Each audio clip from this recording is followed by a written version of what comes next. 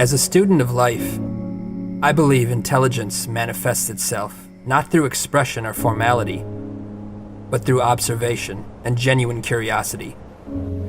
Observing nature is always an awe-inspiring spiritual experience for me. I could sit and watch waves crash for hours. The ocean in particular reminds me how incredibly fascinating our planet is and how little we know, despite what we think we know. There's nothing more humbling than being face to face with something so much bigger than yourself. But I often wonder why nature inspires us, why we're in awe of certain scenery, and why we find these landscapes, oceans, and stars so breathtaking. We haven't done anything to earn this awe, so why do we feel it? It is this very question that leads me to believe our most inspired state, then, is not one of accomplishment, but of humility. I think we naturally fall in love with places that prove how small we are, places that humble us with reminders that we have so much more to learn, so much more to grow, that we are part of something bigger than ourselves.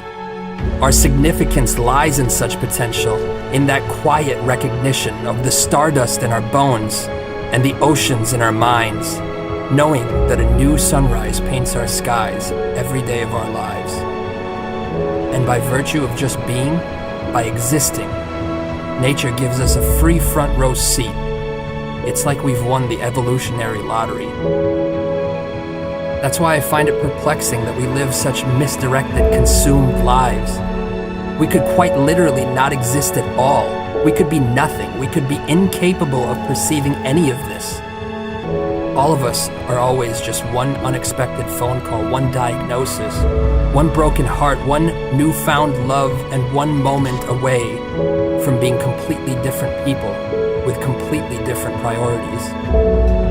Indeed, how frail we are, and yet how blessed we are. You see, those seemingly insignificant moments spent with nature remind you of what's important.